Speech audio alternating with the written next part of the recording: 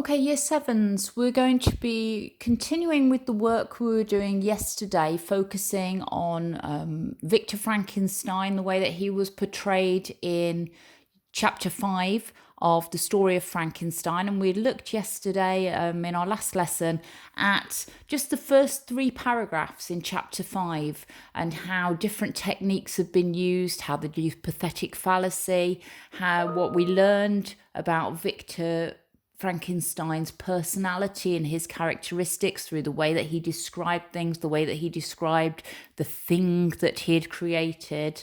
And so we're going to start doing some work today on point, evidence, explain, and then thinking about the effect on the reader. And this is working towards an assessment piece that we're going to do next lesson. So let's just have a look at this table that we've got drawn out. Some of it's been done for you, but I'd like you to have a go at filling some more of it in.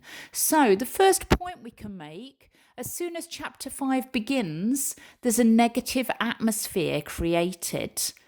What you would need to do is to look back at chapter 5 of the work that we did last lesson. And what I'd like you to do is to find some evidence.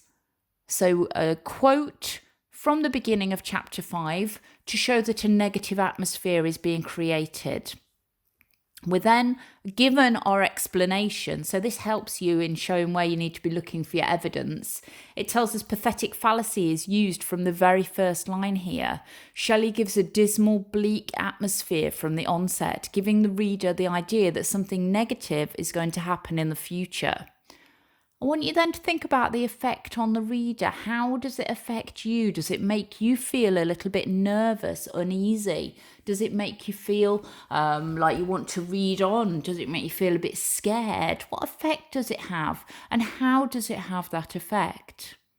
Let's have a look at the next point. Here we've got no explanation, so you're going to have to go do the explanation yourself. Victor Frankenstein appears to be quite proud of what he has created.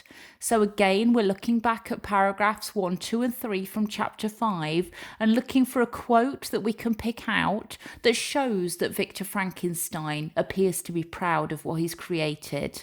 I'd then like you to have a go at explaining that information and the effect on the reader. The final one, we get the impression that the monster wasn't the perfect creation Victor would have wanted. So again, looking back at paragraphs 1, 2 and 3, trying to pick out some words or a phrase that tells us that it wasn't exactly what he'd hoped to create. That's going to be your evidence. You then need to explain it. What does that show us? Or what does it tell us about Victor and about the monster? And what effect does that have on the reader?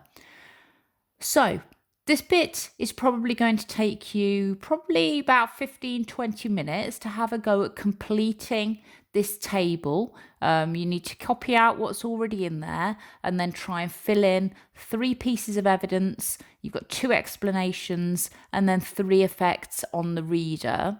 And then we're going to have a look at how the first one could be written out as a paragraph. So that's coming up. So you ought to pause the recording now and have a go of filling this in before you look at how we could actually write it up as a paragraph.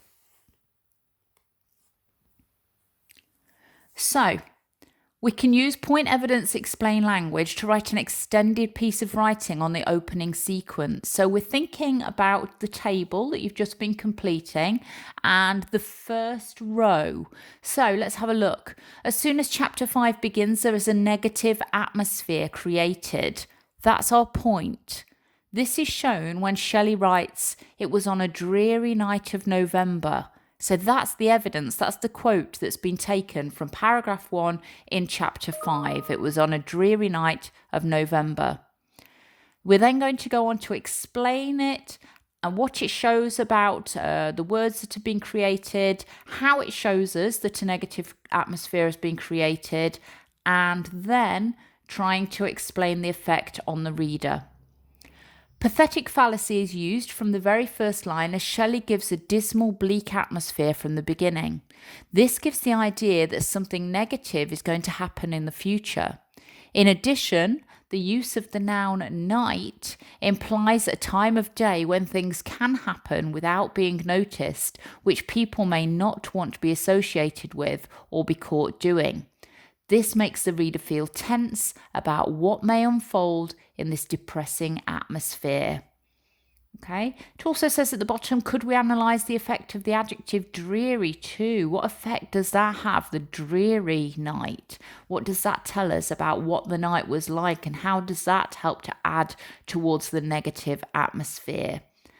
So that's how we need to write out Peel paragraphs, and you're going to be practicing these a little bit more. It might be a good idea to copy this one out so that you've got a really good example of one before our next lesson, where you're going to be having a go at writing a few more of them yourself. You've got that table that will be there to help you, and that will be in our next lesson. Okay, well done.